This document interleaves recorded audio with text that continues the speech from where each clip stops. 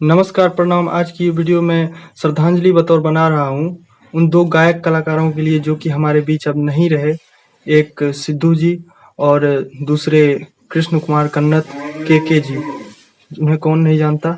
और पूरा वीडियो देखिएगा, सपोर्ट करिएगा। प्यार का नगमा है,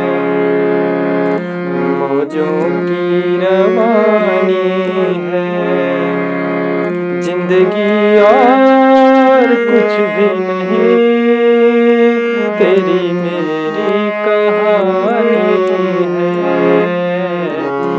एक प्यार का नगमा है, कुछ पाकर खोना है, कुछ खोकर पाना है।